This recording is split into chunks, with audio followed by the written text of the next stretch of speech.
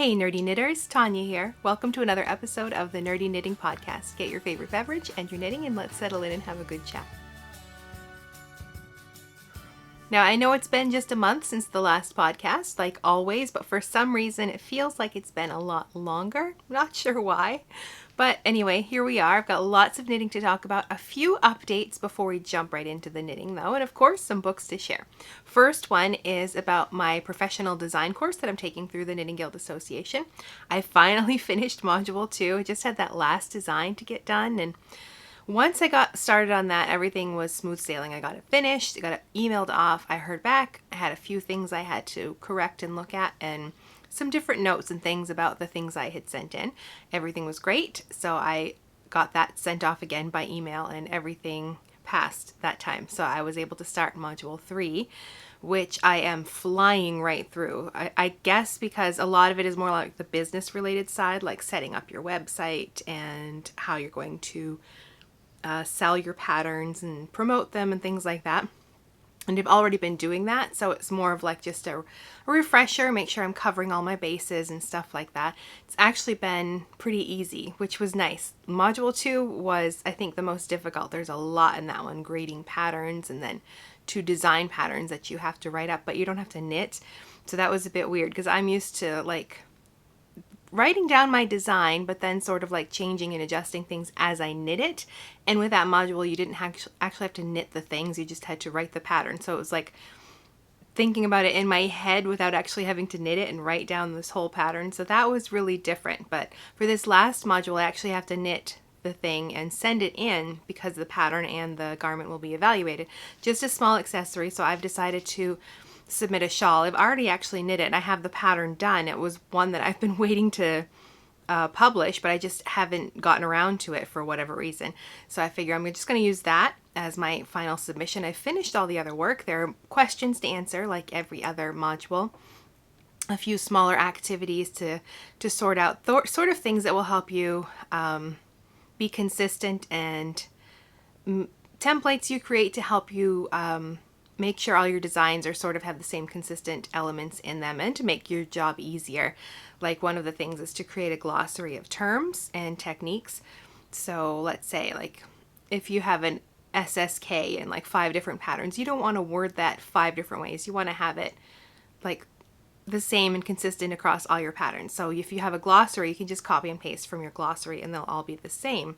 Plus it just makes things a lot easier. You don't have to rewrite them every single time and think about how to write it. You just copy and paste.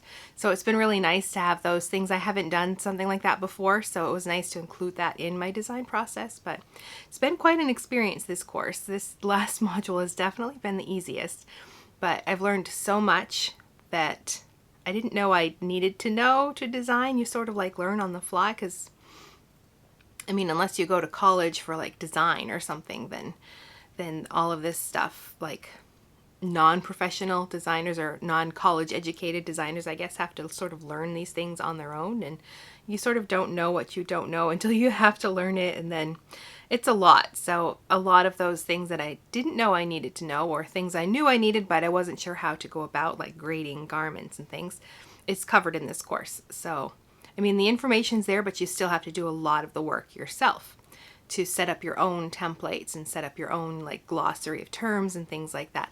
So I've really learned a lot. It's been a really good educational experience, and I'm going to be finishing module 3 hopefully this month, and I can get that sent off and I'll have finished the course. And then the final thing to do is to publish that pattern. That sort of is like your final assignment. After everything is complete and everything's approved, then you publish the pattern that you submit, and that's like your final grade, I guess.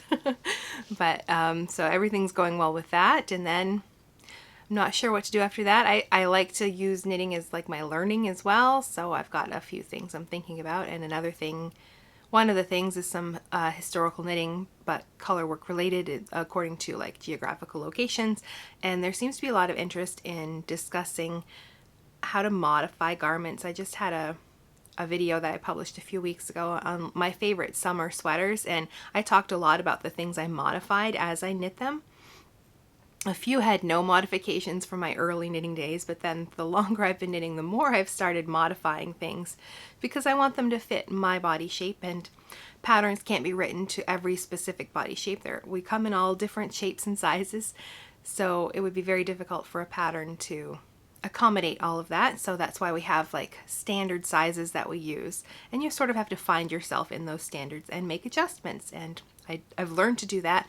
And there were a lot of comments about how I did certain things and how I modified, and so I'm thinking about doing some sort of a I don't know, a knit along or something like that, but it's gonna, because of, I know it's going to be a lot of work for me. It's not just like, oh, let's all knit the same thing. It's more like, no, people want advice on how to do this thing. So I think it's going to be more like a workshop knit along.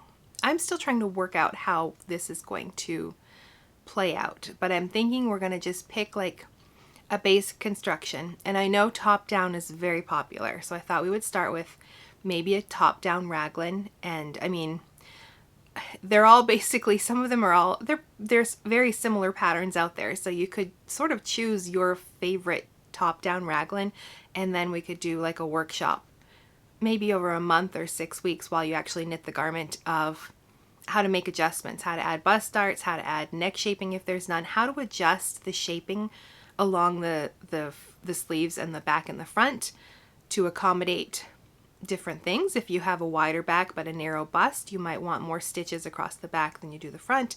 Or if you have a larger bust, you might want more stitches in the front. If you have larger arms, you might need stitches there. If you have smaller arms, you might need fewer stitches. Like, there's lots of adjustments you can make even with just a raglan. And then of course waist shaping and bust shaping and A-line shaping, we can talk about all of that too. So I'm thinking about that might be the best way to go, is to choose, I won't choose a specific pattern, but I'll have like a list of recommended or patterns you could select from that are all, you know, sort of just basic top-down raglans. And then like the workshop or knit along would be modifying that pattern to your body shape.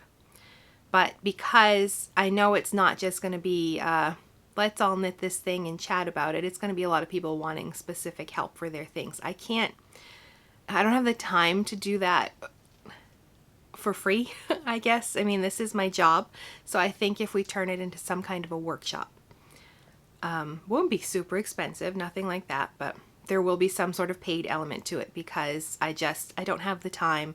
I mean, a knit along would be fine, but I know people are going to want to address those modifications. And if I have to like knit a sweater with you and show you how to do all those things, that's a lot of extra prep and extra work. So I'm still trying to work out the details, but if that's something that would interest you, I'd love to hear about what you would like to see or include, or if you think a different sweater shape would be better. But instead of, because I was thinking we could just do like, here's a beginner sweater, here's how to knit it. But it seems like a lot of people are past that point, at least the people who are viewing these videos, because it seems like the comments I'm seeing are people who want to learn how to modify, which means they've already knit some garments. So I would love some advice and some feedback if anybody has any ideas about that. So I think, of course, we'd have to have some kind of a group to discuss that. I'm not even sure where to host that. I don't really use Facebook very much. And yeah, I really don't want to create a Ravelry group. So I'm not sure if like maybe a Discord group, because I know in there we can have like video chats and things like that as well, I think. And text messaging and set up different rooms so we can have like one space for depending on the modification. So I don't know. I'm still sort of up in the air, but perhaps by, I don't know, the fall or over the winter, we'll get that sorted out and started.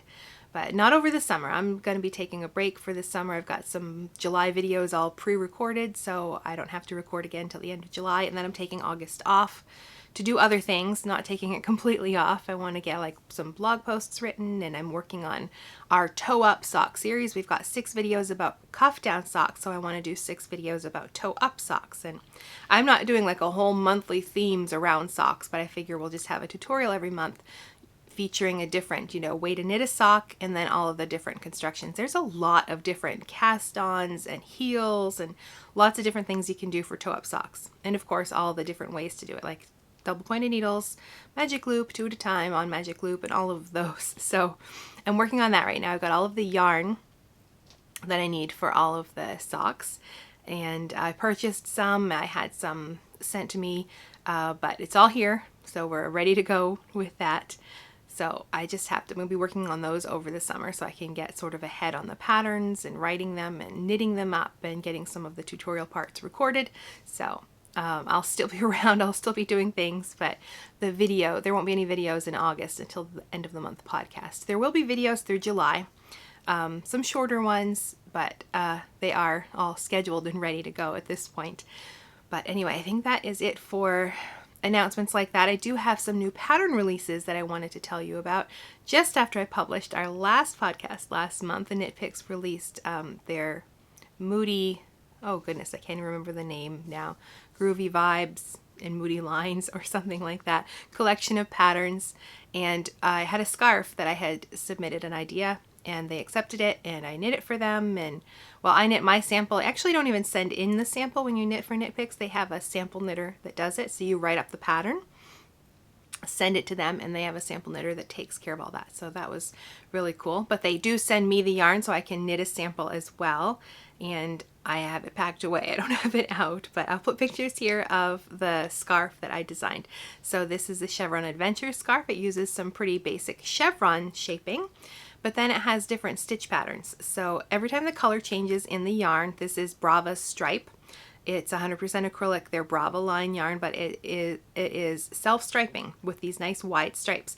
So every time that color changes in the yarn, you switch to a different stitch pattern. And there are a few different ones, garter and stockinette and a bit of lace chevron in there. And then you also have that chevron shaping going on at the same time. So that is really, I thought it was a really fun knit because I like something like that. Whenever the color changes, you change your stitch pattern. And one other detail about this is that vertical stripe that's running through there, and that's done with a crochet chain duplicate stitch.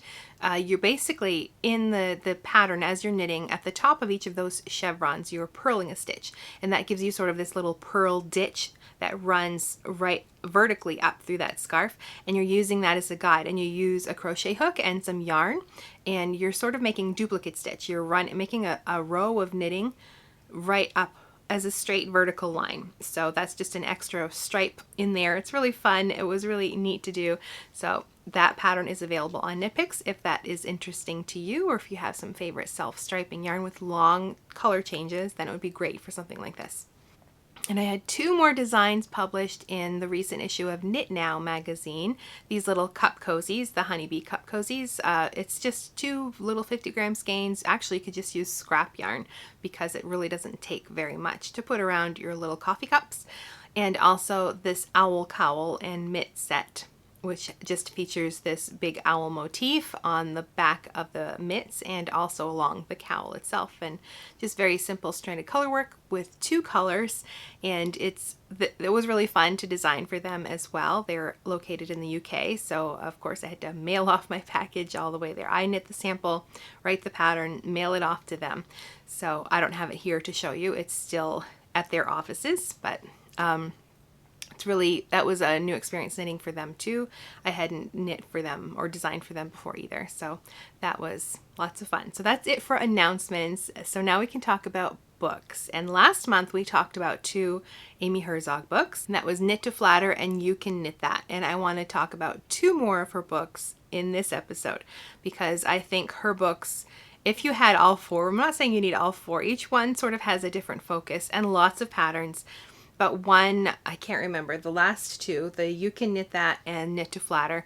One, Knit to Flatter, I think, is the one that focuses on like modifications and making sure it fits your body and the type of garments that would look good on your body shape. And then You Can Knit That, I think, is one that is just sort of like the basics of like swatching and little projects to do to improve your knitting skills. I think that's how it went. So the 2 we're going to talk about today are 2 more of her books. Knitwear Love. This one is really, I like this one as a designer because it gives me some really great inspiration. Now she has her sections like she does in all of them on choosing the right size, fit, and then she discusses some modifications in here as well. It's not like the major part of this book, but it is in there. And then there's a collection of sort of like 8 patterns, we'll say, but each one has actually 3 different patterns, and she sort of like creates different, what she calls a meta pattern. Like the first one is a pullover sweater, so she'll have like a basic pattern without the numbers in there, so you could fill it in with your numbers. And then she has 3 patterns that go along with that show how you can take the basic design and create something very unique. Like in the pullovers, she has a classic pullover with just sort of this textured pattern on the front, a crew neck, some ribbing, and then the modern pullover, which has a V-neck and some color work along the hem and the cuffs. And then the romantic pullover, which has a deep scoop neck and a ruffle around the collar, and then some lace along the hem and the cuffs. So she's taking one basic, her meta pattern, and then showing you 3 different ways where you can really customize that pattern. So with each of the 8 patterns in here, that's what she does. She has like your meta pattern, which is just the basic construction of that pattern. And then she has 3 different interpretations of that. And then, so she has all these themes like classic sweaters, romantic sweaters, sporty sweaters, things like that. Bohemian, there's a whole list. So each of the patterns will have 3 of those sort of themes and different design elements that make it fit that theme. So I really love that idea, especially as a designer. Like you can say just, oh, okay, classic pullover, you know, V-neck, stockinette stitch, a bit of ribbing. That's pretty classic. But then you can really change it up like she did, and she shows these other ways to take that basic shape but add different design elements, add some stitch patterns, add some color work, and really change the whole design aesthetic. So I thought that was really interesting. And for knitters, I like that meta pattern where she has like the basic instructions, and then you can really customize with your numbers. And she does explain how to do that. And all the patterns in here, I think, are in 12 different sizes, and then also in 3 different yarn weights. So there are lots of options. You're not stuck with just one yarn weight if you like the romantic pullover. There are 3 yarn weights, 12 sizes. So it's really a really good book for just seeing all of the ways you can customize and change a garment. Now I've been flipping through, and there's some patterns I really like in here. I like the vest pattern. There's sort of a classic vest. I really like that. I seem to be into vests lately. I'm not sure why. And the wraps as well. I really like those as well. They're cardigans, but where you have the one piece that's longer, so it sort of wraps off to the side and ties off to the side. The sporty one is really cute. And I really like the bohemian one as well with the tie on the side. I think that's really cute. So the patterns in here, the 8, well, meta patterns, there's the pullover, the cardigan, the vest, the cowl neck sweater, the tunic, the wrap, the tank, and the bolero. So you have those 8 categories, and then there's 3 patterns for each of them, following like either classic, modern, bohemian, romantic, one of those sort of vibes, and the meta pattern as well. So a really good book with lots of design inspiration, or just take the basic pattern and add your own sort of elements to it to make it really custom and unique. Now the next book that I really like, I've knit at least one sweater from here, is her Ultimate Sweater book. Now this one is what I would call like an updated version of Ann Budd's sweater book. Not the top down one. This one focuses on the basic construction methods, but working them in pieces and sewing them up. So I can't remember with Ann Budd's book what types of constructions are in that one. But this one has the basic 4, yes, drop shoulder, raglan, yoke, and set and sleeve. So the yoke is done in the round from the bottom up, but the other 3 are worked in pieces and sewn together. But there's so much information for customizing in this one as well. I think Knit to Flatter, I have to look at them again to see, but Knit to Flatter and this one, if you really want to do modifications, those are the books that I would recommend. Because this one, she has the 4 basic sweater shapes, but then she has a basic pattern for a pullover and a cardigan for each of those shapes in, I think, again, 12 sizes and 3 different yarn weights. But then she has a bunch of patterns that show that are sort of like recipes where she shows she took this basic pattern and then added these design elements to make it more unique. And there's lots about that. But then she also has chapters on making those modifications, adding the waist shaping, changing the neckline shaping, changing the sleeve shaping. All of that stuff is discussed in this book, along with figuring out your own gauge and your numbers. So she gives you the basic patterns, but if you want to use your own numbers, then you can do that as well. Like, she walks you through how to do the measurements, because that's really all designing is you'd make a swatch, you know your gauge measurements, and you know the garment measurements for whatever it is that you want to knit, and you are just taking those measurements and using your gauge to figure out how many stitches in that location. So how many stitches would you cast on at the hem? Are you going to have waist shaping? How many stitches do you need to decrease? If you're going to have bust shaping, how many stitches do you need to increase? How many stitches you're going to need between the shoulders, so you have to decrease them out if you're working some sort of like set and sleeve or something like that. So it's really just math. And some of it's confusing, but the more you do it, the easier it gets. And I can say that from experience. But she covers all of that in good detail in this book. So I like it for the two things. I like it because it has the classic basic patterns in 3 yarns, weights, and then all of the sizes, but then tons of information about designing for yourself, making modifications for yourself. So I refer to that stuff a lot. Even when I'm designing, when I'm thinking about different neckline shapes, I look at her chapter on necklines to see, you know, like, how many stitches do you decrease right away in a crew neck, and then how many more do you need at the sides? And she talks about all of that stuff in this book. So this one is one of my favorites. You can see my little tabs in here. I use this one quite a lot. Okay, that was a ton of time spent just on chatting about knitting without actually showing any of my knitting. So let's get to that. But before we do, I just want to share about this month's sponsor, Alley Cat Yarns. I love her yarns. She's a yarn dyer here in Canada. She's based in Ontario, and she just has fabulous hand-dyed yarns and in bases that I don't see everywhere else. A lot of the time you see the same sort of superwash yarns and things like that, but she has some really great bases that I don't see anywhere else. And one of my favorites is the silk and linen blend. She has this in the summer, and it's perfect for like summer wraps and summer tops and things like that. And that's what we're going to be giving away at the end of this episode. So you'll have to stick around for that. And one of my favorite sock yarns comes from her as well. She has a Leo BFL, which is a Blueface Leicester sock yarn. So it's a little sturdier than merino, and it tends to not wear out as quickly for me. And I just ordered another one of her yarns, Ontario Sock. This was a new one for me. I wanted to give it a try. This one is a blend of 2 different wools, Dorset and Cheviot. And then instead of nylon, we have 20% mohair. So it's not as soft and fine as like a superwash merino. It's got some wooliness to it, but I'm thinking it's going to make a really nice pair of socks. So that's going to be coming up with one of our sock tutorials. I wanted to give this one a try, so I bought this one so I could try it out, because she's got so many great ones, and this is one I hadn't tried yet, so I'm really looking forward to giving this one a try. So I have 2 things that are off my needles. First is a new bag that I felted. That was so much fun. It was so weird to watch it happen. Like, threw it in the washing machine and learned a lot from that experience. It did not want to stay in its laundry bag while it was getting washed, and it came out, and I had lots of linty bits, and someone left a comment saying to be careful about that, because if I felt more, then that can all get like trapped in the barrel or the drum of the machine and gum things up. So good to know about that. But this was really fun project.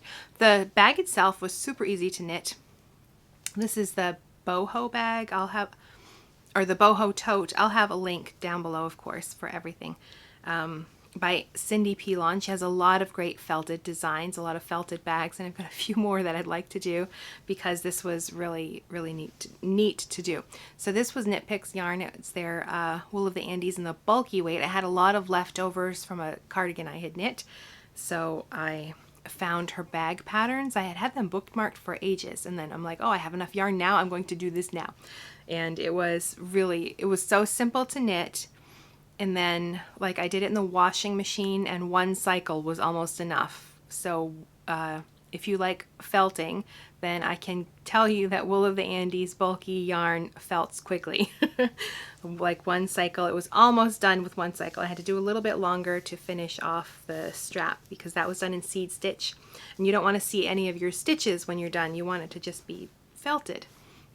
So this is all finished, and now we'll go to my project bag collection. I don't have a big collection. I have some drawstring bags and different things. Like if I go somewhere, I like to have like a little souvenir, but I don't want to spend a ton.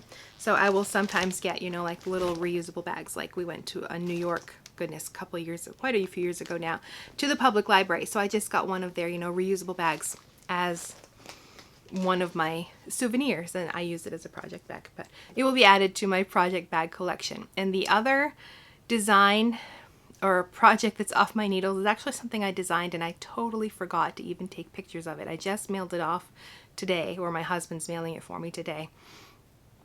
Completely forgot. I was going to take pictures while it was laid out and I didn't. It's a Ruana, and it's absolutely lovely, the yarn. I mean, the yarn I used for it is another yarn from Alley Cat Yarns. This is my leftover skein from knitting that. Silk Yak DK. So this is a blend of 60% superwash merino, 20% silk, 20% yak. And oh, it's luscious. This is a really nice yarn. Now that's what I mean when I say that she's got different yarn bases. She has one with yak. So, and it's just lovely to knit with. So that Ruana I don't have a picture of. I can't believe I forgot to do that. I meant to take pictures, but I didn't. So on my needles, I have quite a few projects. The first one is Marquise by Jennifer Beale. It's a new summer top. So I'm using, I don't remember what the recommended yarn in the pattern was, but I found a yarn that had the same gauge, so I just went with that. CotLin, the DK weight, CotLin linen blend. This color is called Nightfall, really pretty blue. So I'm making really good progress. Here's the top right there. And I'm all the way down. Should be ready. I think I have about 12 more rows to do. Then I'm going to try it on to make sure it's like the length I want, to see if I should do another pattern repeat. So it starts with this saddle shoulder at the top that is worked sort of sideways. You start with a little piece here and then the little piece in the back, and then you join them and you knit one shoulder, and then you pick up stitches right there and you work in the other direction. And my gauge ended up very different than hers, so I had to, my original neckline was way too tight. I had like a whole shoulder knit and it started the other side and realized that the neckline was way too small, and I could barely get it over my head, and I wanted, you know, a scooped sort of neck. So I have ripped it out and added a lot more repeats of that center panel, and that got me to the size, like the length or the width I wanted it to be. And then from there you pick up stitches along the edge for the front and the back, and you knit like to the underarm, and then you join everything together, and then you start knitting in the round. And the original design also had sort of a color work design after you join in the round. I just left that out. I didn't want that. And then the sides have, each side has this lace panel right underneath, like the arm running down the side. So I'm still working on that, just stockinette for the body, adding that lace panel, and my other modification was adding more shaping, or A-line shaping. So once I got to this point where I started adding the lace along the side, I started increasing like every 4 rows, every 6 rows along the sides to get me some extra swinginess around the hips. So that is coming along really nicely. It fits fairly well so far. I have not blocked it and tried it on because I just used this yarn for another project, and so I have a good idea of how it's working out anyway. So that's coming along really well. Hopefully I should have that done before the next episode, so I have a new summer top to wear for the rest of the summer. So the next thing I'm working on is with 100% cashmere yarn. And I just keep touching this yarn because it's so lovely to work with. And well, except I had it outside the other day and it was very warm. It was humid and my hands were sweaty. So it was not great knitting then. But if you're nice and cool, oh, this yarn, believe me, it's absolutely lovely. This is from Biscotte Yarns here in Quebec. It's their Louise Robert collection. Louise Robert is like the designer and dyer behind the yarn collection. This is Dolce. So the peachy color is called Epic and this is called Waterhouse. So what I'm designing for them with this is a cowl, but it's done in 2 colors, stranded color work. Let's see if I can get it going on here. So it's knit lengthwise. So you cast on and you're knitting a tube, but it's going to be, both ends will be sewn together so that it'll go this way. But what I'm doing is reversing. It's like a mirrored image of each other. So on this side, that peach color Epic is the background and Waterhouse is the sort of that blue wavy design in there. And then on the other side, it's reversed. So Waterhouse is the background color and the peach Epic is the pattern color. So, and there's like, I have like a pearl stitch just along, you can't even really see it right there, but it sort of like acts as the seam. So so when you're blocking it, you're not going to end up like, well, yeah, I guess you could wear it that way if you wanted to. That looks pretty neat. But so it's a mirror image. It's the same pattern, but I just reversed the background and the foreground colors. And when I was knitting this, when I first started, I just had the chart written out once with the blue as the background and the peach as the pattern color. And when I'd go to, I'd finish like that half and then I would start working on the other half and I'd forget to reverse it. So I ended up having to rechart it, switching the colors because my brain could not seem to switch it on its own. Like when I went to the other half and I knew I had to switch the colors, but I had to stop and think, okay, no, I'm doing the peach instead of the blue for the background. And it was so confusing. So I ended up having 2 charts, one for each side. The chart's exactly the same. I just had to reverse the colors because, yeah, my brain couldn't process switching the colors in my head and then having to apply that to my needles. It was just easier to have it charted twice and then just go back and forth on the charts. So very simple knitting. It's just, I think, 24 row repeat, and then a few repeats this way of the design. But so it's just, yeah, a mirror image of that. So I'm making good progress on this. It's going to be, so a 2 skein cowl, 1 skein of each color, and that should be enough to get it. Like, I'm more than halfway now and I've got plenty of yarn left. So and it feels so good.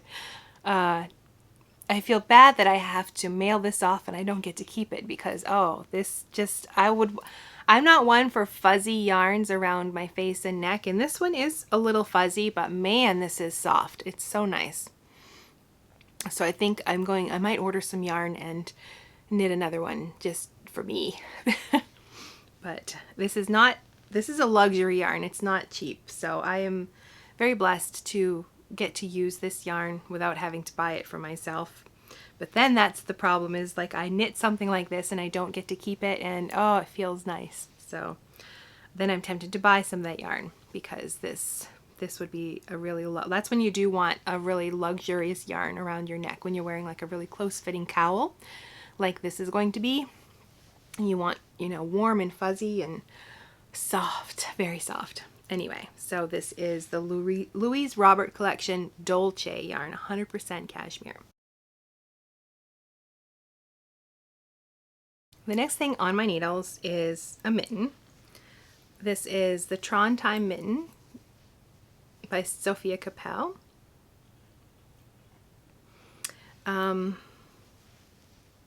I'm not loving it. The pattern is fine. The pattern, there's no problem there. But I'm realizing I have not found the method I like for knitting color work in the round on small circumferences. Like I'm doing that cowl. It's a 16-inch circular needle, so it's totally fine. But knitting color work on small needles, I don't love it. I haven't found a method that I like. I really dislike it on double pointed needles. So I thought flexibles would be all right. So I'm using flexible DPNs. You can see I'm just right at the top right here, ready to bind this one off. Don't love them for stranded color work. So for now, I guess Magic Loop is sort of my default because it's not the worst, but I don't love that one either. I don't have like doubles of all the needle sizes, but I think I would like to try 2 circulars because I was very surprised when I did the sock series how much I enjoyed knitting with 2 circulars. And I'm cheap. I don't want to buy 2 of every needle. I've started to collect some because a lot of the times one project is on the needles and I have to take the needles off and use it for something else, and that gets annoying. So I've started adding like more needle tips and cables to my ChowGoo collection in the sizes I use a lot. But you need 2 sizes or 2 of the same size for knitting with 2 circulars. And so I don't have 2 sizes for whatever size needles these are. I don't remember what size. So this one's been sitting here, I'm this close to finishing and I just haven't even bothered. And it's been sitting that way for probably 3 weeks because I didn't enjoy knitting it. And I made a bunch of mistakes, like a couple mistakes down in the bottom here, which I mean, nobody's going to notice except me. And that was too short for me, so I had to add more repeats. And it's a little tight, actually. I mean, it fits, but it's a bit tight. And it's right up, my fingers are right up there. I'm actually contemplating just ripping it out because I'm not loving the way it fits either. It's just a little too tight for me. I like my mittens to have a little of positive ease, not negative ease. So I'm not sure. It's been sitting in a pile because I'm not sure what to do. I am honestly tempted just to pull it out, and I'd have to rechart it to make it a little bigger, and which would be fine for the back of the hand and the palm, but the cuff not so much since that's a wider chart. So I'm still not sure, and I can't say I'd want to go up a needle size because then it would be sort of loose. I don't know. I'm not sure what to do about this one. And I haven't really tried shorty needles with circular knitting, perhaps, or not with color work knitting, but perhaps I'd like that better. But I don't know. I really dislike color work in small circumferences. So I have to find a method that I like. So far, Magic Loop is not the worst. I can't say I love it, but I tolerate it. And I do like the design on these mittens. I love the little houses and the Latvian braids, but yeah, it doesn't fit me because my hand is, I don't know, it's just too tight getting it on, and then it feels too tight when I wear it. So I don't know. I'm just going to stick it in the bag and let it sit for a bit until my brain has decided what to do. Or maybe I'll buy a spare needle and try out the 2 circulars. Or maybe, I told my husband for my birthday I wouldn't mind getting like a set of shorty needles. I have one shorty needle that I used for our sock tutorial. And again, they were all right. I didn't love it, but they had just the 2-inch tips. And I know with the sets, you get a 3-inch tip and a 2-inch tip. And I'm thinking that extra inch, if I held that in my right hand as my working needle, then I wouldn't mind it so much, because my regular needles, I like 4-inch tips, so a 3-inch tip isn't a huge difference. But of course I won't know until I get a set of them to try out, so we'll have to see. This one is just going to sit in the bag and let me think about it until I decide what to do with it. I have something else that's new on my needles. It doesn't look like much right now. It's a new shawl. You start right down on one tip here, and it's just this textured pattern and then some mosaic knitting, and I'm at this point right now. It's all curled up, but there is, like, you're increasing along this edge. Now I've started decreasing along this side. So this is sort of like the, let me see, yeah, like that. So it's like the tip to tip part of a shawl, but I mean, this looks pretty small right now. But what is going to happen is, like, you'll pick up stitches here and you knit on a border with more mosaic knitting and texture and lots going on. And this is really I mean, not basic. It's it looks more complicated than it is with like this textured design in there. Is it gonna show up? There we go. So you have all that texture. The mosaic is really very simple, and it's not difficult. There's a lot in the pattern because you're like doing this whole increasing section, and now I'm working a decreasing section. Then there's a whole border to add on, but it's not, there's a lot, but it's not hard. So I really liked the look of this shawl. Not that I need another shawl, but I liked the look of it. And I like my shawls. What can I say? I wear them when it's chilly around the house or when I'm working, and I wear them like a scarf when I go out. So I need an excuse to knit another one. But anyway, the design is by Natasha Hornby. It's called Lune, and it uses 3 colors. The white, one of the third color, I think, is like you're using more of that than the other 2, but you need 1 skein of the other 2 colors. And then I don't remember how many skeins of the white. So for these 2 colors, and I don't have color names, it just had numbers on the ball band, so I don't remember what these colors are. But these 2 are Cascade Heritage, so it's superwash merino and nylon. And then I have, for the white, I have the regular Cascade 220, which is more like a, if you've used Knit Picks palette or Jameson, and like the 2-ply, like the color work yarn, you know, like it's a fingering weight, it's like a 2-ply, really good for color work. It's more scratchy. This is Peruvian Highland wool. These are definitely more soft, but this was a little less expensive, and I needed more of this because you have tassels and stuff to do at the end, and I wanted the tassels. So to save a little bit, so I'm mixing 2 different yarn bases, but I think it'll be just fine.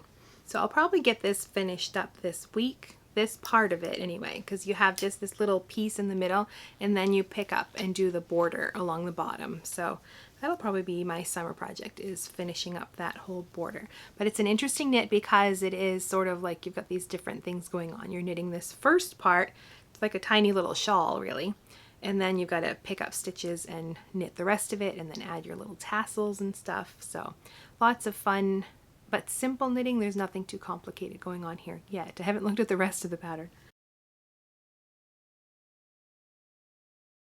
Now, the last thing on my needles is technically not on my needles, it's on my crochet hook. I've decided I wanted to improve my crochet skills a little bit. I've been doing some articles for different places, and I've written 2 articles for Digits and Threads magazine. It's an online magazine here in Canada. I'll have a link down below for that. But the articles, or the magazine, is not just knitting related. It's crochet. It's like all of the fiber arts, basically. So with the articles I wrote, she wanted me to include crochet in one of them, and then in the last one I also had to include some stuff about woven fabrics as well, which is totally fine. But because I have to knit like little swatches to take pictures of and crochet some as well, so I was practicing. I used to crochet when I was a kid. I'd never actually finished the whole project. It was more like making squares. That was about it. So I sort of renewed that when I was working on those articles, like making these crocheted squares for my little swatches that I need for like the different things I was demonstrating. And then I was thinking, well, why not just improve those skills a little bit so I can, you know, expand on any articles I write. Now, I'm not going to start designing crochet patterns or anything like that, but just for something else to explore, just to improve the things that I'm doing, and to improve my crochet skills. I don't really, I mean, I know like the basics, you know, single, double, half double. That's about it. I don't know how to decrease or increase or anything like that. So I'd been thinking about how I could improve my crochet without doing like a whole class or something, and I had been seeing something Jane Crow mentioned a few times. I saw her first on Fruity Knitting, and then she popped up again when Kristen of Vine Yarns mentioned her in her recent podcast about doing a crochet blanket. And when I had first seen it on Fruity Knitting, I loved the blanket. I thought it was beautiful, and I sort of put it in the back of my mind as someday when I want to work on my crochet, let's tackle something like that. And then when I saw it again on Kristen's channel, I'm like, maybe it's time, you know, to look at something like that. And not that I need a blanket. I save all my scraps to knit scrap blankets, so I don't need to actually make a whole dedicated blanket. But it kept popping up, and I kept thinking, I love the look of the things that Jane Crow, or her name is Jane Crowfoot, but her website's Janie Crow.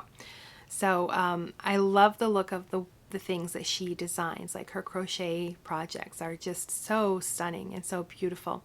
So, and one of the patterns was still free because she had done a crochet along for Stylecraft Yarns. So I downloaded the pattern, and then I kept looking at it and thinking, this doesn't look that difficult. She sort of has you set up like she starts with the simplest motif first, and then you sort of like expand from there. So the one I chose is the fruit garden blanket.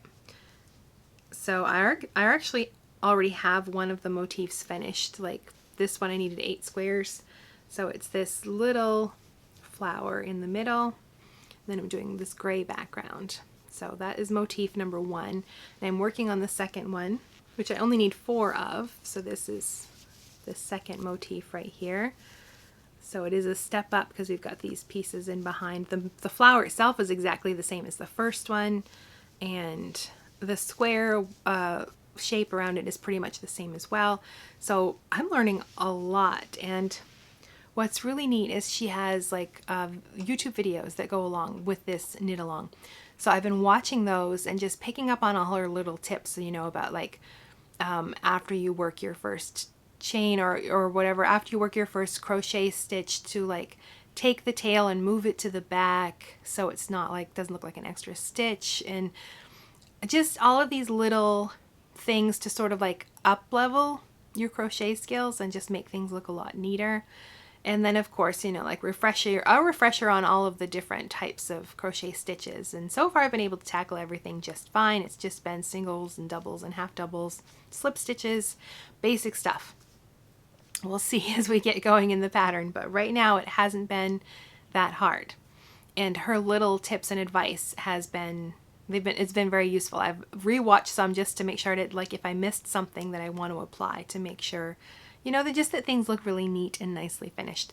So that's all there is. I just wanted to mention that I am doing crochet. This isn't going to turn into a crochet channel. I just wanted to improve my skills, and this was a good way to do that. Now I'm using Knit Picks yarn. I'm using their Brava Sport Weight. The original called for DK weight yarn, but the crochet gauge was the same, so I figured it would be all right. So I bought a bunch of yarn. It takes quite a lot, and I've got the first motif done. The second motif is in the works. I only need 4 of this one, thank goodness. And then like there's this really beautiful edge pattern, but she breaks it down into little bits. You're not doing the whole thing at once. So that's the next thing to tackle with this. I'm just working straight through the pattern, each clue at a time. Really enjoying it. And I can't crochet. I'm saving this for the weekends. I don't crochet. Well, during the week, I'm usually working on design related or work related knitting. Then weekends are for my own projects, and sometimes starting on Thursday night, depending on how my week has been. And I'm finding, especially with that first one, I was really getting into it. But after like 2 days straight, my elbow was a little sore. I guess just from that motion, the crochet motion. So I'm trying to not do too much at once because I don't want to end up with any sort of arm pain, because I mean, doing knitting is my job, so I have to be able to knit to do what I want to do. So I want to make sure that I don't hurt myself or injure myself, and I'm trying to think of different ways to hold things to see if I can minimize any sort of pain. But I think it's the motion. Perhaps if I learn to make smaller motions, I don't know. But if you have any advice, if you crochet, about like alleviating any pain or the way you hold things to make sure you're not in pain. But anyway, I'm really enjoying it, and because I don't need the blanket, my mother-in-law, I showed her a picture and she absolutely loved it. So it's going to be a gift for her when it's complete. So the goal is to have it done by Christmas. So it'll be a Christmas gift. She already knows, but I wouldn't want to give somebody like a big blanket like that really is a lot of work, without making sure it's something that they would want. Some people don't want, you know, hand knit things, and she does. I mean, she knits and does this stuff herself anyway. So I didn't want to give her something that she might not want, you know. So I showed her a picture and she really loved it. So yes, she's going to be getting that. And then I'm already thinking about doing another one for myself just to have. I've got a little chair over here in the corner. The dog sleeps on it, but to have, like, to throw over the back, like a pretty just throw. So I already have another pattern picked out, but that will definitely be in the future. Okay, so that's it for the knitting and the crochet, and before we wrap up, I just want to do our little giveaway. So our giveaway this month is from Alley Cat Yarns. This is her silk and linen blend. It's a blend of 65% silk, 35% linen, 50 gram skeins, and you're going to get 4 of them. So 200 grams altogether. There's no color name listed on here, but it's this really beautiful light green. And along with this 4 skeins of yarn, you're going to get some stitch markers from Alley Cat Yarns.